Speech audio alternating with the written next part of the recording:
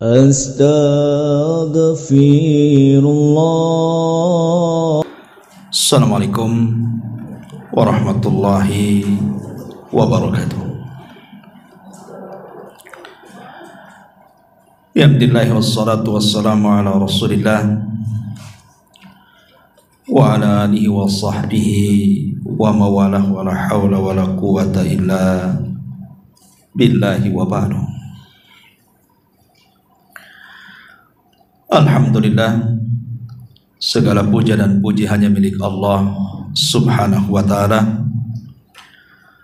Salawat dan juga salam kita hadiahkan kepada Rasul kita Nabi besar Muhammad sallallahu alaihi wa ala alihi wasallam.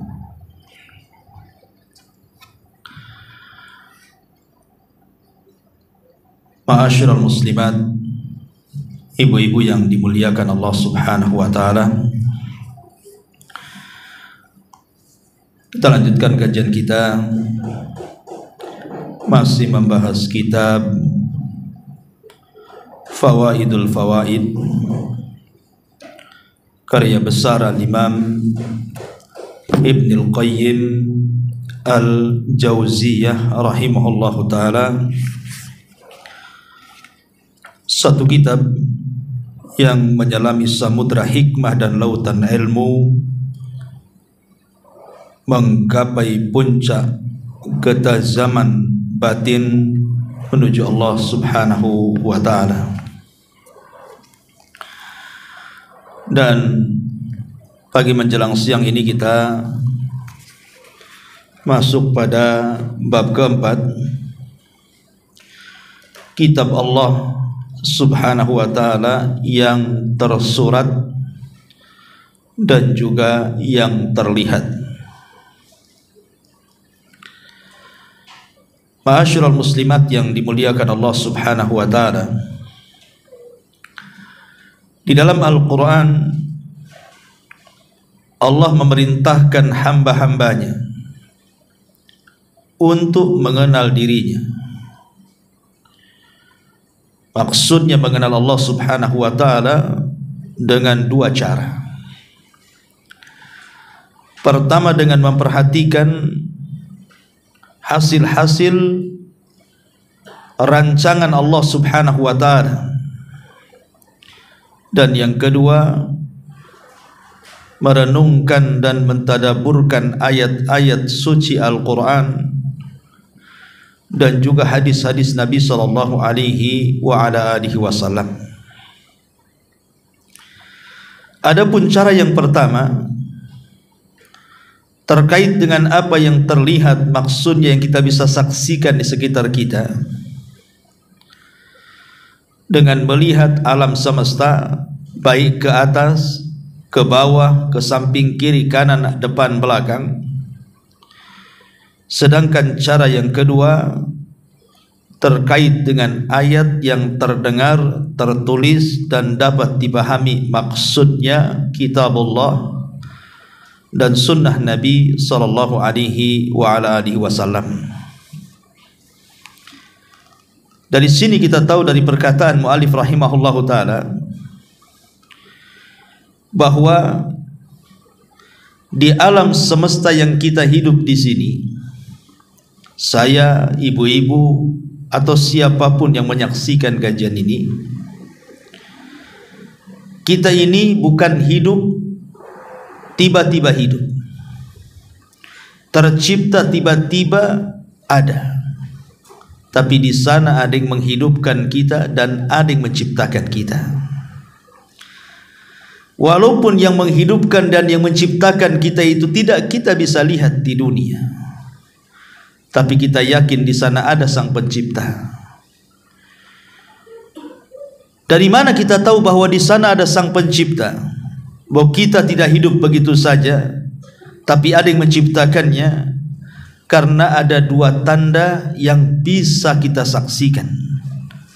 Yang satu bisa kita lihat, yang satu kita bisa pelajari karena tertulis. Ma'asyiral muslimat yang dimuliakan Allah subhanahu wa ta'ala, Adapun cara yang pertama, kemudian mu'alif rahimahullahu ta'ala memberikan dalil-dalil. Pertama, surah Al-Baqarah ayat 164. Inna fi khalqis samawati wal ardi wa ikhtilafil laili wan nahari wal fulki allati tajri fil bahri bima yanfa'un nas. Sesungguhnya pada penciptaan langit dan bumi, kemudian adanya pergantian malam dan juga siang, kapal yang berlayar di lautan dengan muatan yang bermanfaat bagi manusia. Itu semua adalah tanda-tanda kebesaran dan tanda-tanda adanya Allah Subhanahu wa ta'ala sang pencipta. Kemudian dalam surah Al-Imran ayat 190, Inna fi khalqis samawati wal ardh wa ikhtilafil laili wan nahari la ayatin liulil albab. Sesungguhnya dalam penciptaan langit dan bumi dan pergantian malam dan siang terdapat tanda-tanda kebesaran Allah bagi orang-orang yang berakal. Dan masih banyak lagi ayat-ayat yang semacam ini di dalam Al-Quranul Karim. Taib, sebelum saya menjelaskan poin yang kedua, saya ingin menjelaskan poin yang pertama dulu. Mengenal Allah, ma'rifatullah, dengan melihat tanda-tanda yang terlihat. Maksudnya alam semesta. Bagi orang yang cerdas, ketika melihat alam semesta, maka orang itu langsung yakin pasti di sana ada sang pencipta. Itu kalau cerdas. Biasanya yang mempertanyakan ada pencipta atau tidak itu karena tidak cerdas otaknya tuh. Harus minum vitamin itu biar cerdas dia kan. Sebab kalau kita perhatikan tanda-tanda yang ada di alam semesta ini, baik kita mendongak ke langit ataupun melihat ke depan ataupun melihat ke bawah, maka ini semua adalah tanda-tanda kebesaran Allah Subhanahu wa ta'ala yang tidak bisa terbantahkan, bahwa di sana ada Tuhan yang menciptakan segalanya, Allah Subhanahu wa ta'ala. Ma'asyiral muslimat yang dimuliakan Allah Subhanahu wa ta'ala, perhatikan beberapa ayat dalam Al-Quran. Di dalam surah Ar-Rahman ayat 19 sampai 20, Allah Subhanahu wa ta'ala berfirman, marajal bahraini yaltaqiyan bainahuma barzahun la yabghiyan. Dialah Allah yang membiarkan dua lautan mengalir, yang keduanya kemudian berjumpa. Di antara keduanya ada batas yang tidak dilampaui satu dengan yang lainnya. Maksudnya apa, Bu? Ibu kalau meletakkan air di ember, di jolang, atau mungkin lebih besar lagi di kolam renang, letakkan air di situ. Kemudian ibu taburkan garam 1 truk. Kira-kira asin enggak tuh airnya? Asin lah, Bu. Asin semuanya. Tetapi di lautan itu, kuasa Allah Subhanahu wa ta'ala, ada beberapa lautan di mana Allah Subhanahu wa ta'ala seolah-olah membelah lautan tersebut dengan dua air yang berbeda rasa. Padahal airnya itu nempel tuh, tidak ada penghalang satu dengan yang lainnya. Lautan sebelahnya rasanya asin, lautan sebelahnya rasanya tawar, padahal nyatu tuh, Bu. Dan itu ada di lautan. Ya, satu lautan ada dua rasa, asin dan tawar, padahal nyatu tuh. Pertanyaannya, siapa yang memisahkan yang satu tawar, yang satu asin itu? Kalau kita ingin memisahkan, pasti dipisahlah. Menggunakan dua ember, yang satu kasih garam, yang satu tidak, kan Bu? Kalau airnya disatukan, mustahil kemudian kita pisah, yang sebelah sini asin, yang sebelah ini tawar. Pertanyaannya, kuasa siapa itu? Allah subhanahu wa ta'ala. Ini yang pertama. Yang kedua, dalam surah Al-Hijr ayat 22, Allah subhanahu wa ta'ala berfirman, wa arsalna riyaha lawaqiha fa anzalna minas sama'i ma'an fa asqainakumuhu wa ma antum lahu bikhazinin. Dan kami telah meniupkan angin untuk mengawinkan tumbuh-tumbuhan, dan kami turunkan hujan dari langit, lalu kami beri minum kamu dengan air itu, dan sekali-kali bukanlah kamu yang menyimpan air dalam tanah itu. Perhatikan Bu, ibu punya halaman di rumah, umpamanya ada halamannya agak luas gitu ya, atau di belakang rumah atau di samping rumah. Terkadang Bu, di halaman belakang, samping ataupun depan yang berupa tanah itu, terkadang di antara kita tiba-tiba mendapatkan tumbuh-tumbuhan yang kita tidak menanamnya, kan Bu? Kok tahu-tahu ada pohon cabai, saya nggak nanam pohon cabai di sini. Tahu-tahu ada pohon kenikir, saya nggak pernah nanam pohon kenikir di sini. Tahu-tahu di sini ada pohon kok ada pohon mangga, ada pohon ini, pohon itu, padahal ibu tidak merasa menanam, kan? Pertanyaannya, siapa yang nanam tuh? Tidak mungkinlah tetangga datang kemudian nanam di tanah ibu, mana berani dia.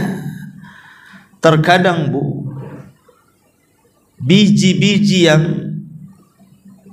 kemudian menumbuhkan cabai, menumbuhkan tomat, menumbuhkan kemangi, kenikir atau apa namanya di sekitar rumah kita, itu terbawa oleh angin.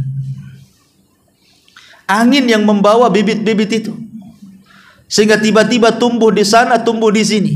Saya tidak pernah menanam, tahu-tahu tumbuh. Siapa yang membawa biji-biji, kemudian benih-benih itu lewat angin, coba? Kalau bukan karena Allah subhanahu wa ta'ala.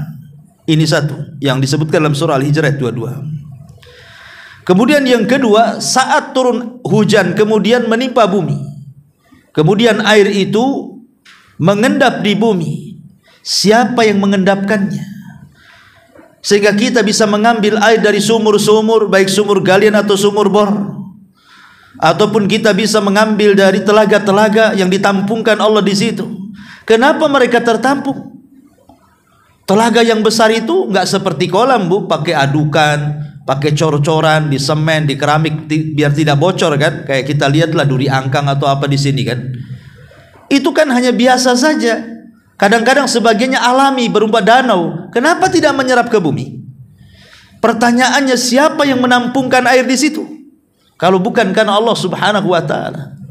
Atau yang lebih aneh lagi, waktu saya tinggal di Bengkong Nusantara tuh Bu, saya buat sumur di atas itu, panjangnya hanya 5 meter, sudah ada air tuh. Kemudian yang di bawah, yang tepi jalan itu buat sumur lebih dalam lagi, 6 meter baru ada air. Kita yang di atas ngeduk 5 meter sudah ada air, yang di bawah pula harus 6 meter 7 meter baru dapat air tuh. Padahal kaidah air Bu, kaidah air itu pasti mengalir ke yang lebih rendah, kan Bu? Masa saya di tinggi 5 meter, di bawah pula 6 meter sumurnya? Pertanyaannya, siapa yang menyimpan air di atas? Padahal kaidah air itu dia harus mencari yang rendah. Harusnya di atas itu digali mungkin bisa sampai setinggi bukit itu, kan? Kalau bukit itu mungkin tingginya 30 meter, ya 30 meter mungkin. Itu otak kita yang ngomong. Tetapi kenyataannya tidak. Ya, ini menunjukkan kuasa Allah subhanahu wa ta'ala, bahwa ada air-air itu tidak mengikuti kaidah air, gitu ya. Karena ada kuasa Allah, campur tangan kuasa Allah di situ. Kemudian juga Allah subhanahu wa ta'ala juga berfirman dalam ayat yang lain yang menunjukkan tanda kuasanya. Allah Subhanahu wa taala mengatakan, "Qul ara'aitum in ja'alallahu 'alaikumul laila sarmadan ila yaumil qiyamah man ilahun ghairullah ya'tikum bidiya'in afala tasma'un."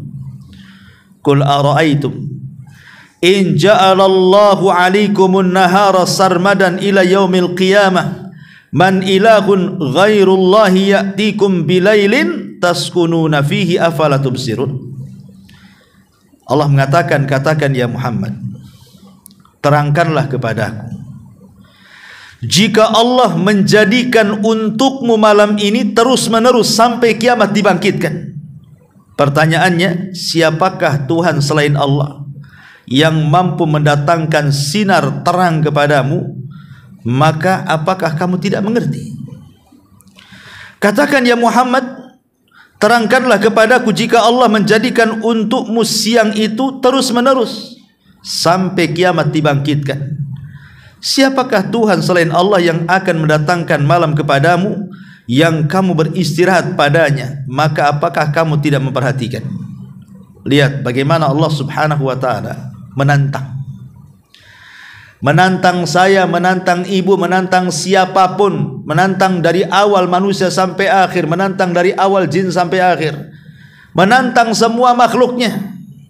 Coba seandainya Allah Subhanahu wa taala menjadikan untukmu malam terus tidak ada siangnya sampai kiamat malam aja, kira-kira ada nggak manusia yang bisa menerangi seperti Allah menerangi matahari yang luar biasa cahayanya, menembus rumah-rumah, lorong-lorong, gua-gua, bukit-bukit, hutan-hutan? Siapa Bu yang bisa menerangi? Saya nggak yakin PLN di bumi ini mampu menerangi bumi seterang matahari ke bumi. Siapa PLN mana yang sanggup menerangi bumi? Nggak ada yang sanggup ya. Tidak ada PLN yang sanggup menerangi bumi seterang matahari yang Allah ciptakan untuk manusia. Sebab kalau seandainya gelap sampai kiamat, otomatis kan listriknya kan 24 jam tuh Bu. Kalau sudah 24 jam muter atau meteran tuh Bu, bulan ini saja naik listrik menjerit-jerit Ibu itu. Kalau bisa di demo PLN itu, disuruh pula 24 jam bersinar-sinar gitu ya, langsung stres Bu.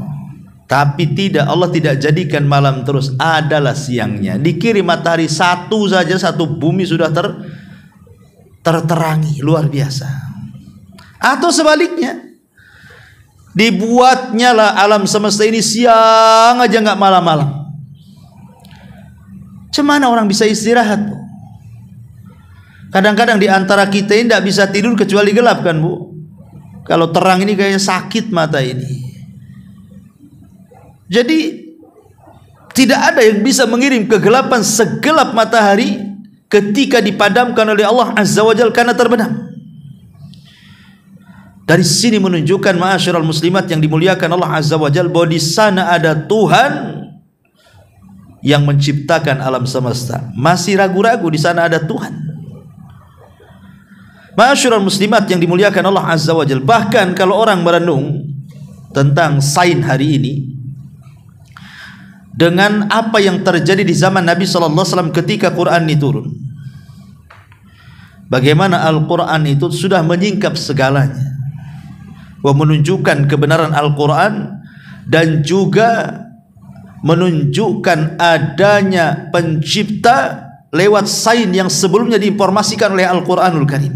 Contoh, Allah Subhanahu wa taala berfirman dalam surah Luqman ayat 10, khalaqas samawati bighairi amadin tarawnaha wa alqa fil ardi rawasiya an tamida bikum wa batha fiha min kulli dabbatin wa anzalna minas sama'i ma'an fa ambatna fiha min kulli zawjin karim.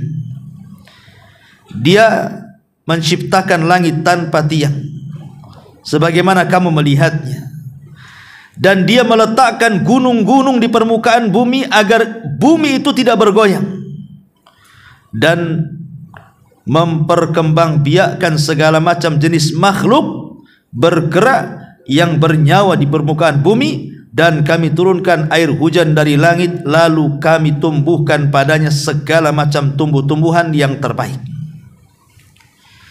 Ma'asyiral muslimat yang dimuliakan Allah Azza wa Jalla, jangan lu cerita langit, cerita gunung yang ada depan kita, Bu.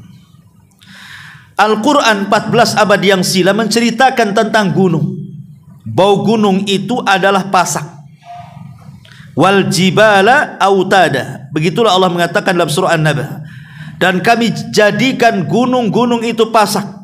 Sebagaimana di sini Allah mengatakan wa alqafil ardi rawasiya antamida bikum, dia meletakkan gunung-gunung di permukaan bumi agar bumi tidak bergoncang karena adanya gunung.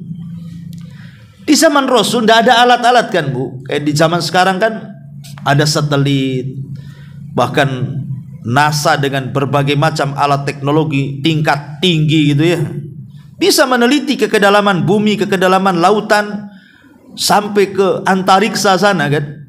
Di zaman Nabi mana ada alat-alat itu?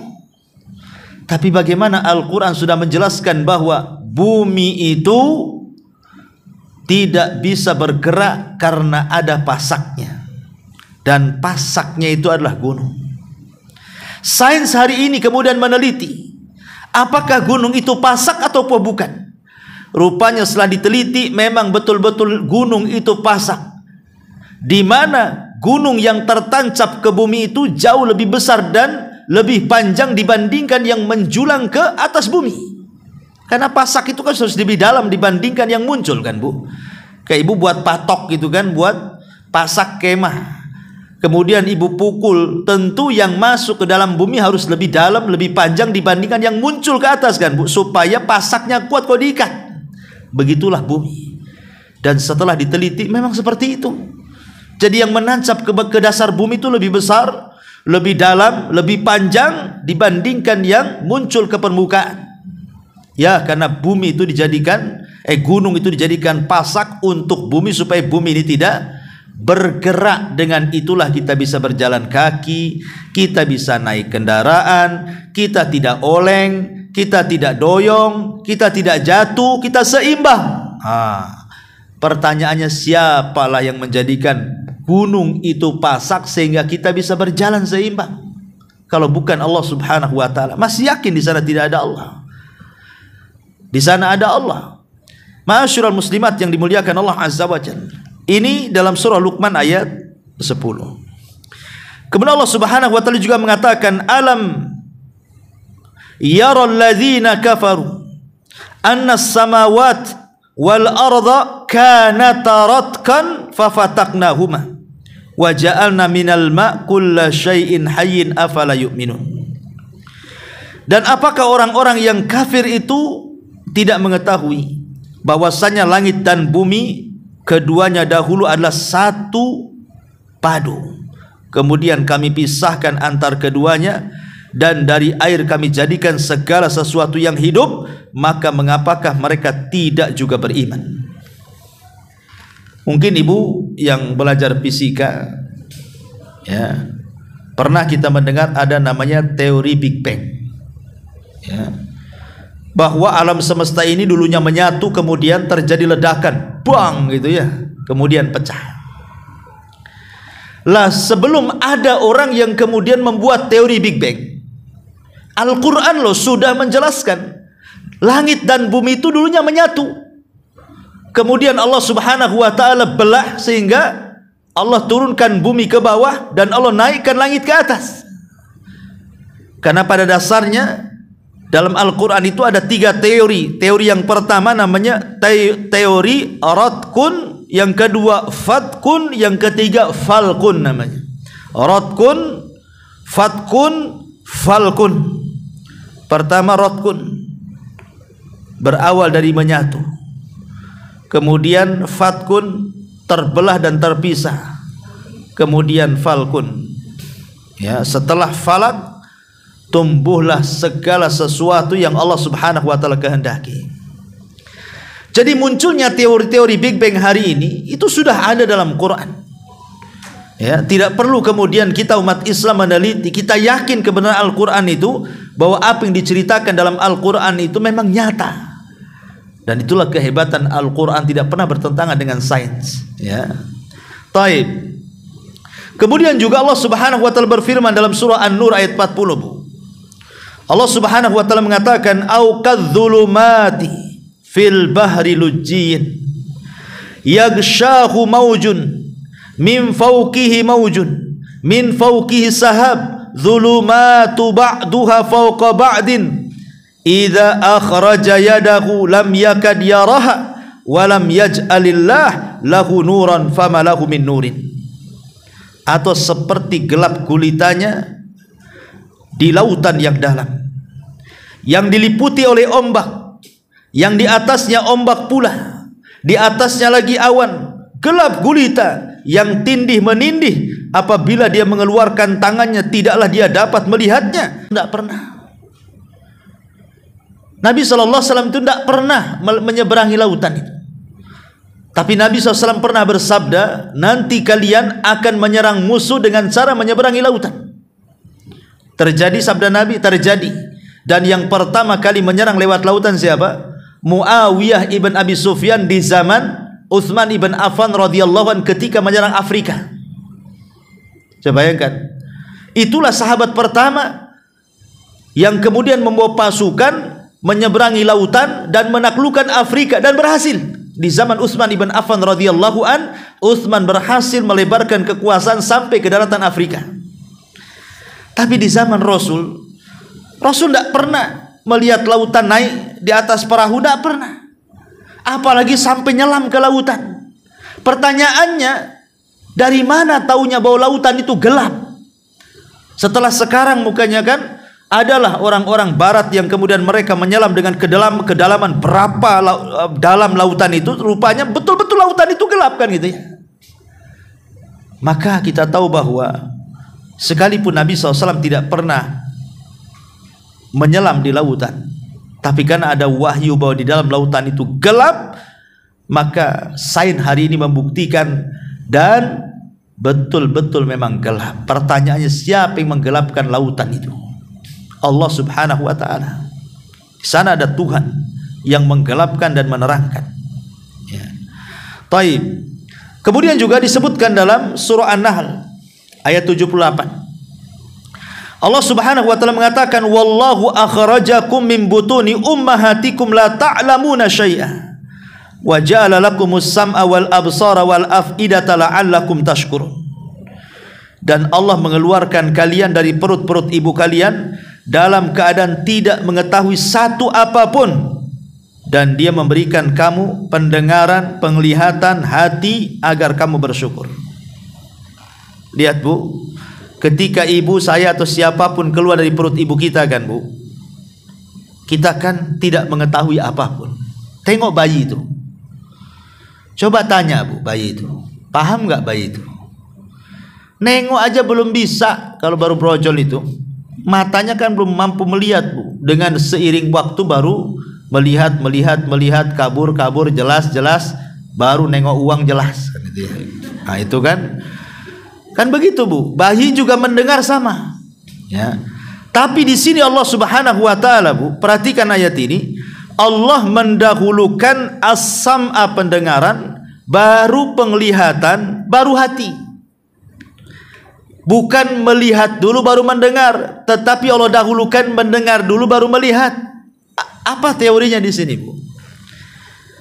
Kenapa Allah Subhanahu wa taala mendahulukan mendengar dibandingkan melihat? Karena janin itu dia lebih dulu mendengar dibandingkan melihat. Bahkan sebelum lahir sekalipun, janin dalam perut ibu itu sudah mendengar, padahal belum melihat tuh. Bahkan brojol ke bumi saja belum melihat, tapi mendengar. Dan itu dibuktikan oleh pakar-pakar kesehatan kan.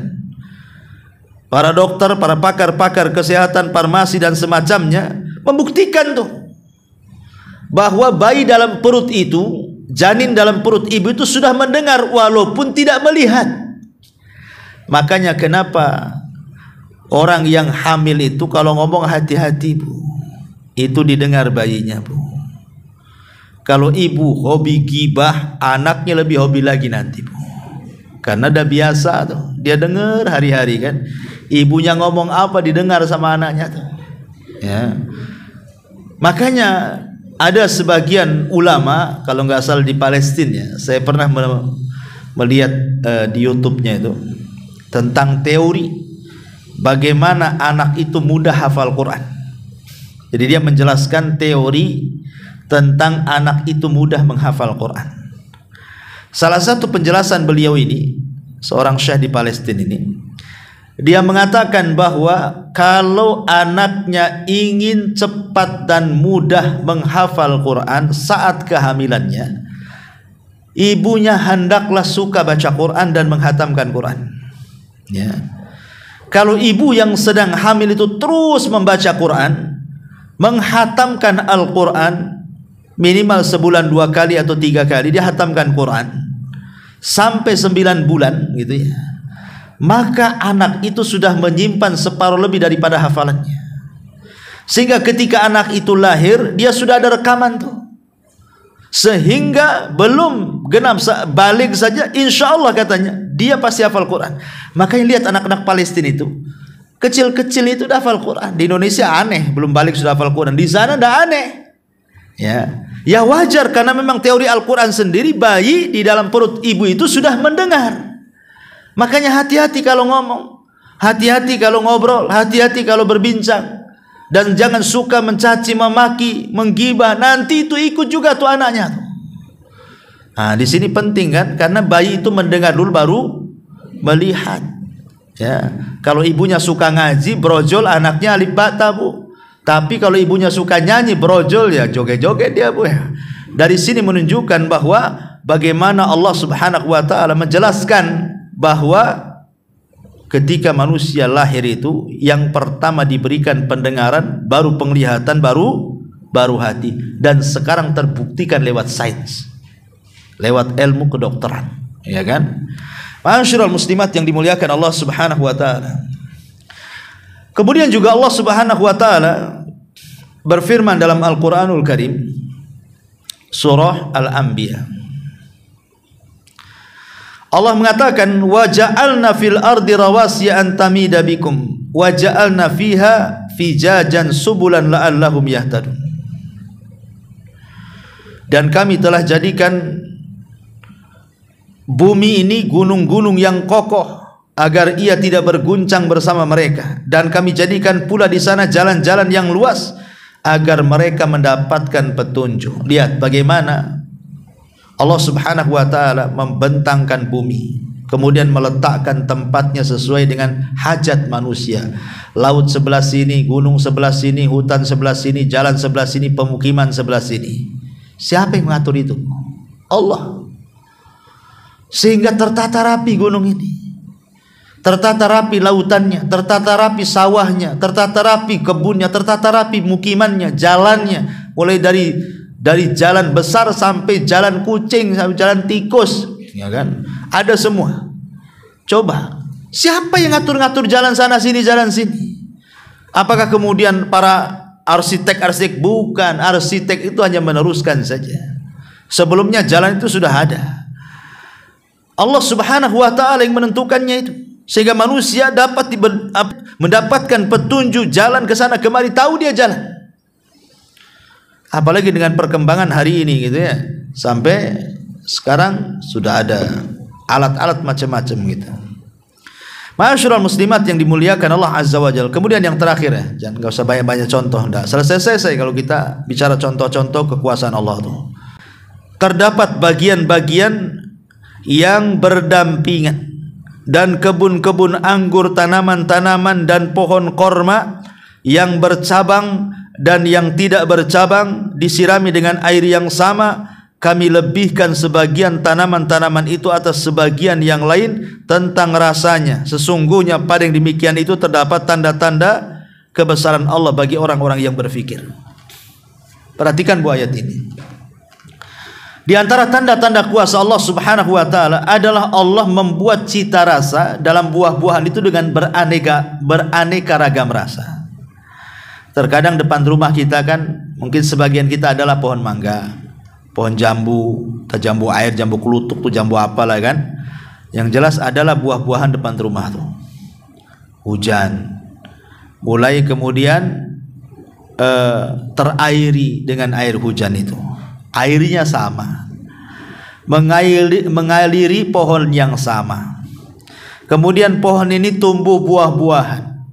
Setelah jadi buah-buahnya itu kemudian menjadi kuning, ranum, siap dipetik. Kemudian kita membelah satu buah dengan buah yang lain. Terkadang ada perbedaan rasa, padahal satu pohon itu. Ya, dialiri dengan aliran air yang sama, hujan yang sama. Ketika kemudian pohon itu sudah berbuah, dalam satu pohon saja bisa beda-beda tuh rasanya, Bu. Padahal satu pohon, ada yang manis, ada yang tawar, ada yang kecut, ada yang nano-nano, ya, macam-macam kan, Bu. Itu satu pohon tuh. Pertanyaannya, siapa loh yang ngasih rasa pada setiap buah dalam satu pohon sementara dialiri dengan aliran yang sama? Kalau bukan Allah Subhanahu wa ta'ala. Manusia aja tidak bisa melakukan itu. Ya, nyuntik asam ke buah sini, nyuntuk manis ke buah situ, mana bisa manusia melakukannya? Belum lagi warnanya yang berbeda, belum lagi bentuknya yang berbeda, belum lagi macam-macam yang berbeda. Ini satu pohon, apalagi beda pohon.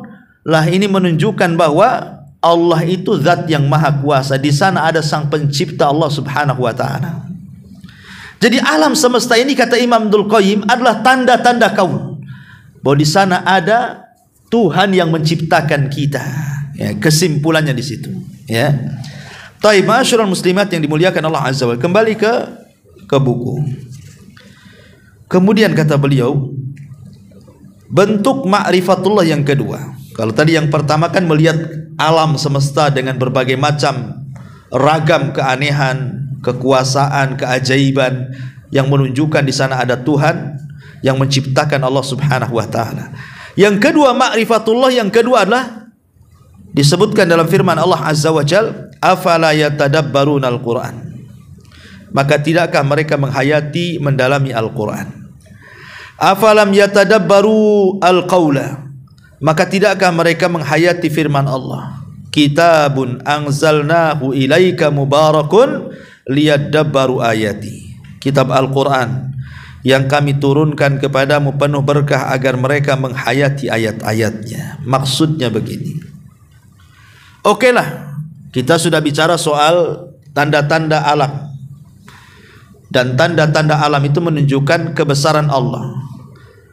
Dari kebesaran Allah menunjukkan adanya Allah, adanya Tuhan yang menciptakan alam semesta ini. Bahwa alam semesta tidak tercipta begitu saja, tapi ada yang menciptakannya. Ada yang menciptakan gunung dengan besar kecilnya, dengan tinggi pendeknya, dengan curam tidaknya. Ada yang menciptakan lautan dengan beragam macam ikan, warna bentuknya. Ada yang menciptakan hutan dengan berbagai macam pohon, buah, dan begitu seterusnya. Bahwa di sana ada sang pencipta selain Allah. Baik tanda-tanda bergerak yang kita bisa lihat, perpindahan malam ke siang, siang ke malam, atau tanda-tanda yang tidak bergerak yang kita bisa lihat seperti langit yang menjulang, gunung yang menjulang, bumi yang kita pijak, bahkan termasuk badan kita. Afa wa fi anfusikum afala tubsir. Dalam badan kita ini ada tanda-tanda kuasa Allah Subhanahu wa ta'ala bagi orang yang berfikir. Ingat, bagi orang yang berfikir. Coba ibu ngaca sebentar saja, tidak usah lama-lama, 5 menit aja dikaca. Bayangkan kalau ibu punya hidung di atas kepala, kira-kira cantik nggak, Bu? Nggak akan mau orang lamar ibu tuh. Ibu kaya tapi hidungnya di kepala, jadi mukanya nggak punya hidung tuh. Dicari hidungnya mana? Kok nggak ada? Itu tuh di atas, di ubun-ubun tuh, Ustaz katanya. Saya kira ndak ada ikhwan yang ngelamar ibu tuh, walaupun kayak gitu, walaupun kaya kan, Bu. Tapi Allah letakkan hidung di situ, nampaklah dia cantik. Ya. Kemudian mata pula betul di situ. Coba kalau mata didengkul, Bu. Oh, lihat matamu tuh didengkul tuh katanya. Nggak ada orang susah mau mandang. Susah lah, Bu. Kalau mata diletakkan di bawah, nggak bisa kita lihat pemandangan itu. Nggak bisa. Kalau lihat pohonnya, lihat batangnya aja tuh. Nah, nggak lihat atasnya kan, Bu. Subhanallah, ya. Allah sudah meletakkan loh dalam diri kita saja ada tanda-tanda kuasa Allah. Siapa yang meletakkan mata di situ? hidung di situ, telinga di situ, kemudian ada tempat yang lembab-lembab, ada yang kering, ada darah berbagai macam warna, ada persendian sampai Nabi SAW mengatakan ada 360 persendian kata Rasul. Padahal sudah pernah ngitung-ngitung tuh sendi-sendi, dari mana alat ngitung sendi? Tapi sekarang kan sains membuktikan memang badan manusia itu 360 sendi kan, Bu. Lah itu menunjukkan ada kuasa Allah sebenarnya di situ. Itu tanda-tanda kaun. Sekarang tanda-tanda syar'i maksudnya ayat Al-Qur'an. Ayat Al-Qur'an itu adalah tanda-tanda kuasa Allah. Bahwa di sana ada Tuhan yang menciptakan kita. Salah satunya ada firman-Nya. Bahwa Allah Subhanahu wa taala bicara. Allah itu bicara dalam firman-Nya, dan Quran itu adalah firman Allah Azza wa Jalla, kalamullah. Yang menunjukkan Al-Quran itu kalamullah, karena sampai hari ini tidak ada yang sanggup menandingi Al-Quran. Al-Quran yang menantang, datangkan satu surat, datangkan satu ayat, datangkan beberapa surat dalam Al-Quran. Bahkan Allah mengatakan fad'u syuhada'akum, panggil orang-orang cerdas sekalian dari profesor jin dan manusianya berkumpul, rangkailah Quran dengan huruf hijaiyah yang kalian punya tuh. Maka Allah mengatakan fa illam taf'alu walan taf'alu, dan jika kalian tidak mampu mengerjakan dan memang kalian tidak akan sanggup melakukan, kata Allah, fattaqun nar, takut dengan neraka. Jadi tidak akan sanggup. Kalau memang Al-Quran itu tidak ada yang sanggup merangkai, merancang sampai hari ini, berarti memang Al-Quran itu kalam Allah. Berarti kalau sudah ada kalam Allah, berarti ada zat Allah Subhanahu wa ta'ala yang menciptakan alam semesta. Ya. Makanya dengan memperhatikan dua fenomena baik kauni atau syar'i ini, maka perhatikan hasil perbuatan Allah yang mengandung keunikan berbeda antara satu dengan yang lainnya, menunjukkan adanya kehendak pada dirinya dan bahwa perbuatannya tidak terjadi secara spontan, yaitu sekali saja dan tidak pula berulang-ulang. Dan ini kuasa Allah, ya, kuasa Allah Subhanahu wa ta'ala. Taib. Lalu saya tidak akan baca semuanya ya, nanti ibu baca sendiri. Cuman saya akan berikan kesimpulan dari ini semua. Kenapa mu'alif rahimahullahu ta'ala ingin menjelaskan kepada kita tentang kitab Allah, kitab Allah yang tersurat atau yang terlihat. Seolah-olah mu'alif rahimahullahu ta'ala ingin mengatakan kepada kita bahwa di sana ada zat yang menciptakan kita, yang mengatur kita, yang menguasai kita, yang menghidupkan kita, yang mematikan kita. Maka sudah selayaknya zat yang menciptakan, yang mengatur, yang menguasai, yang menghidupkan, yang mematikan, yang memberikan rizki, sudah selayaknya untuk disembah. Sudah selayaknya untuk disembah. Berarti kalau di sana ada zat yang tidak sanggup menciptakan, menguasai ataupun mengatur, tidak bisa menghidupkan dan mematikan, tidak bisa berikan rizki, apakah zat itu pantas disembah? Tidak pantas disembah. Makanya Allah Subhanahu wa ta'ala dengan tegas mengatakan di dalam Al-Quranul Karim, walladzina tad'una min dunihi la yastati'una nasrakum wala anfusahum yansurun wa in tad'uhum ilal huda la yasma'u wa tarahum yanzuruna ilaika wa hum la yubsirun. Dan orang-orang yang kalian sembah dari selain Allah itu, mereka tidak sanggup menolong kalian, bahkan menolong diri mereka sendiri tidak sanggup. Jika kau seru mereka kepada petunjuk, mereka enggak akan dengar. Dan kau lihat mereka, dan engkau melihat mereka, menyaksikan dirimu sementara mereka tidak punya pandangan. Mereka nampak melotot sama kita, sebenarnya mereka itu kosong, tidak memandang, sedang memandang kita. Namanya patung, berhala, pohon. Mereka lemah. La yastati'una lahum nasran wala anfusahum yansurun.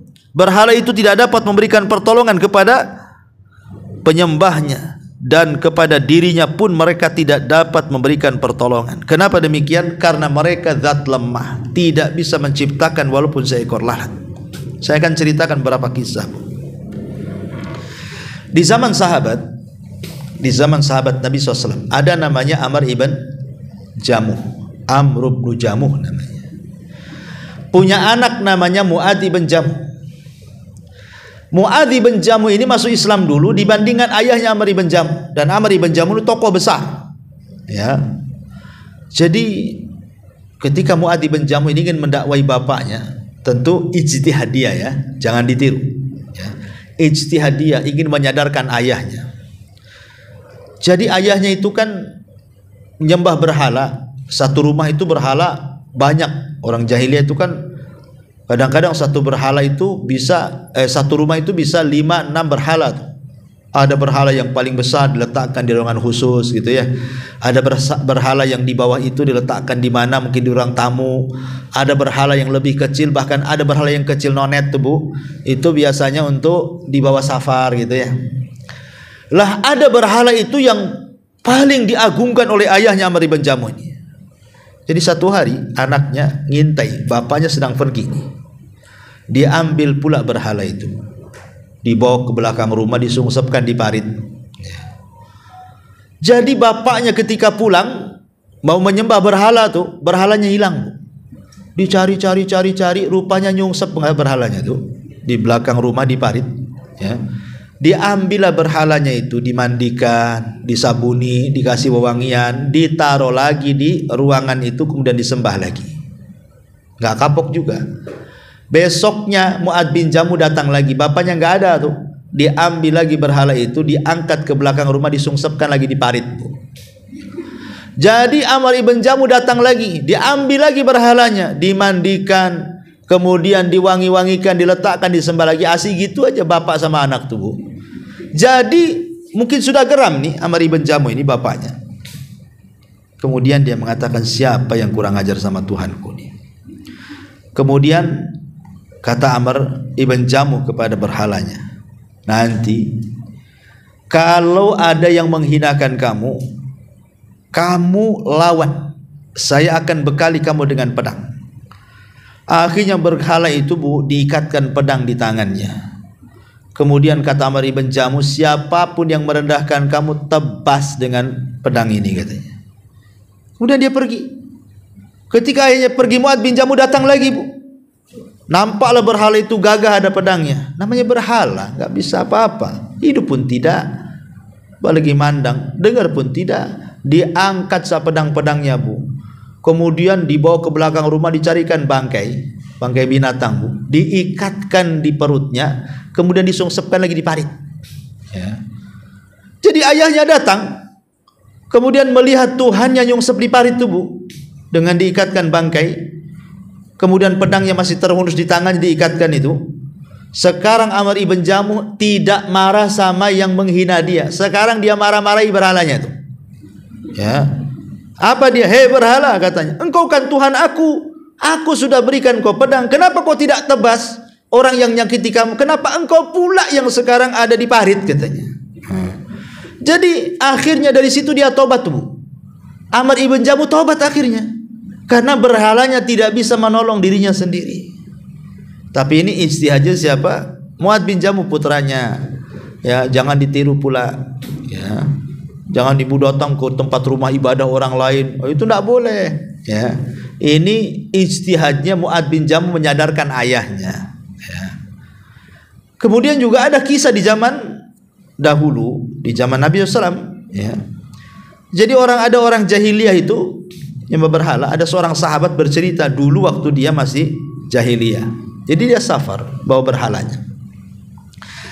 Ketika dia sedang nyantai gitu kan, nyembah berhala, setelah dia letakkan berhalanya dari istirahat, kemudian dia pergi. Tiba-tiba datang seekor anjing mendekati berhala itu. Kemudian anjing itu kan gak beradab Bu, kencing dia. Ya. Kencing pula kena berhala. Ya, namanya anjing kan, anjing mana punya adab dia kan. Ya, tak punya adab lah anjing tuh. Main kencing aja deh, kena pula berhala atau kencingnya tuh. Jadi dari kejauhan sahabat ini yang dulunya masih musyrik melihat, kok tuh hanya dikencingi anjing diam saja. Harusnya kan marah gitu ya. Dari situ dia sadar, ini kalau Tuhan dikencingi anjing diam saja, kenapa nggak ngelawan? Berarti dia tidak bisa membela diri sendiri kan? Bagaimana dia melindungi orang? Dari situ dia sadar masuk Islam. Ini juga terjadi di zaman Nabi SAW. Kemudian juga terjadi kepada Umar bin Khattab, walaupun riwayat ini lemah, ya, riwayat ini lemah, tetapi masyhur ceritanya. Saya ceritakan saja, tapi tidak bisa dijadikan hujah karena lemah kan. Jadi Umar bin Khattab radhiyallahu anhu satu hari itu kadang tertawa, kadang menangis. Kadang tertawa, kadang menangis. Seandainya ibu berdiri di depan radio ini, kemudian sebentar-sebentar tertawa, sebentar-sebentar menangis. Kira-kira orang yang melihat ibu ngomong apa tuh, Bu? Gila kan, Bu? Gila tuh. Itu ODGJ tuh. Itu lepas dari rumah sakit tuh. Tolong tangkap tuh, kan gitu Ibu ya. Lah Umar itu gitu tuh. Kadang-kadang tertawa, kadang-kadang menangis. Kadang-kadang tertawa, kadang-kadang menangis. Jadi sahabat yang nengok ini, apalah Amirul Mukminin ini. Sebentar-sebentar ketawa, sebentar menangis. Ditanyalah, kenapa kau tertawa, kenapa kau menangis? Jadi Umar bin Khattab cerita, kenapa saya tertawa katanya. Aku teringat dulu zaman jahiliyah, kata Umar itu. Kenapa? Dulu, kamu tahu sendirilah, waktu saya safar, saya ini orang yang tidak bisa meninggalkan Tuhan. Saya akan terus bersama Tuhan. Lah satu hari saya safar, tadi saya sudah jelaskan Tuhannya orang Arab itu kan banyak, Bu. Ada yang di rumah, ada yang di tempat khusus, ada yang khusus safar gitu ya, dibawa-bawa kemana-mana, kecil nonet mungkin dikasih dipesak gitu ya. Jadi Umar itu lupa lah bawa Tuhan, main safar saja. Sudah jauh rindulah dia ingin nyembah Tuhan. Pas ditengok di keranjangnya tak ada pula Tuhan tuh. Rupanya Tuhannya ketinggalan. Jadi Tuhannya ketinggalan di rumah. Mau pulang jauh, ya, mau melanjutkan safar rindu dengan Tuhannya. Akhirnya kemudian terpikirlah bagaimana kalau dia membuat Tuhan dari sawik. Sawik itu adonan roti, Bu. Ya, dan itu untuk bekal dia. Akhirnya mulailah dia melihat tepung yang untuk roti dibuat adonan, kemudian dikuel-kuel, jadilah kepala, kemudian badan, kemudian tangan, kemudian kaki, akhirnya jadilah berhala Umar dari roti. Masalahnya roti sebanyak itu habis untuk buat Tuhan, gak tersisa. Lah ketika Umar melihat Tuhannya sudah jadi terbuat dari adonan itu, Umar pun senang. Kenapa? Karena Tuhannya sudah bersamanya. Maka Umar pun menyembah Tuhannya khusyuk sekali, sampailah terdengar suara bunyi perut, Bu. Berarti Umar lapar, ya kan? Umar lapar, kemudian dia lihat keranjang sudah tak ada pun makanan, karena makanannya sudah dibuat Tuhan, ya kan, Bu? Akhirnya dia terpikir nih, kalau tak makan lapar, kalau makan Tuhan, kan masalah, Bu, ya. Tapi akhirnya laparnya itu membuat dia tidak tahan. Udahlah nggak apa-apa, Tuhan dimakanlah. Diambilnya kakinya, dimakan. Kurang kenyang, Bu, ambil lagi badannya. Kurang kenyang, diambil lagi tangannya. Kurang kenyang, terakhir kepalanya lep dengan kepala Umar. Habis Tuhan Umar dimakan Umar, Bu. Ya. Inilah manusia pemakan Tuhan, Umar bin Khattab radhiyallahu anhu. Ya. Makanya kata Umar, aku tertawa, jahilnya aku. Ya, lihat. Kalau memang Tuhan itu berkuasa, bisa menolong dirinya sendiri, kenapa dia tidak melawan Umar?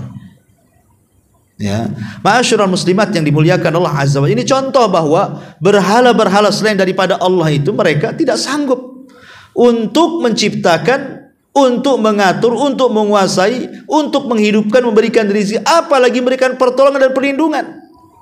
Ya, mustahil. Makanya banyak para umul khaliqun am khalaqas samawati wal ard bal la yuqinun. Jadi ayat ini menceritakan tentang menyinggung berhalanya orang-orang musyrik. Apakah berhala orang musyrik dan bumi? Orang musyrik enggak yakin dengan keyakinannya. Ketika orang Zubair bin Mut'im ini meresapi ayat yang dibaca Nabi, apa kata dia? Hatta kada qalbi an yatir, hampir-hampir dadaku terbang. Bu, yang menyembah batu, ya, yang nyembah pohon, yang nyembah lembah itu, mereka nggak bisa dengar kan, Bu? Ngapain nyembah? Mereka dengar aja nggak gitu, apalagi mengabulkan. Oke lah, walau sami'u, mereka mendengar, seperti mamanya jin, setan, mereka mendengar kan, atau dukun, mereka mendengar. La mastajabu lakum, walau sami'u mastajabu lakum. Seandainya mereka mendengar, mereka tidak bisa mengijabah doa-doa kalian. Jadi percuma. Ya, kalau mereka enggak dengar, ya memang enggak dengar. Kalau mereka dengar, maka mintalah kepada Allah Subhanahu wa taala, zat yang telah mengatur, menguasai, menghidupkan, mematikan, dan begitu seluruh Allah Subhanahu wa taala. Wallahu a'lam bishawab. Mohon sisanya ibu baca sendiri di rumah. Itulah inti daripada kajian di pagi hari ini. Taib, sebelum saya hiatus sebulan beberapa kali kan, sesuai dengan hajat kebutuhan. Tapi kalau nafkah lahir seperti makan, itu kan hajat yang tidak bisa ditinggalkan. Minimal 1 hari 1 kali. Ya, saya aja kalau nggak makan 1 hari gemetar, Bu. Ya. Jadi minum, makan, pakaian itu harus.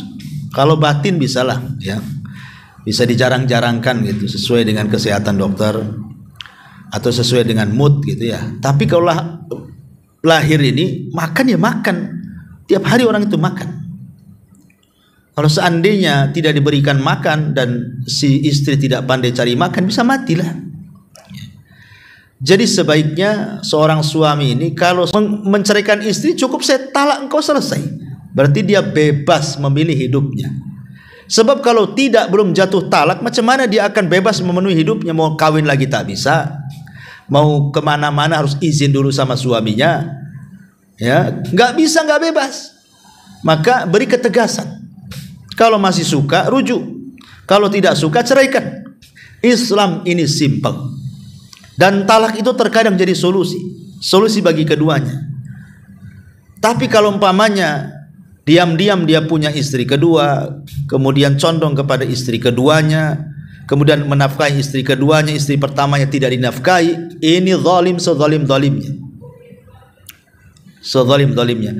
Dan istri keduanya pun harus paham, kalau dia memang anggaplah di poligami, ya, harusnya istri keduanya yang lebih berakal menasihati suaminya. Kalau istri keduanya berakal. Kadang-kadang ada istri keduanya itu tak ada akal, ya kan? Akalnya tak tahu kemana. Memang sengaja dia merebut suami orang, bahasanya ya.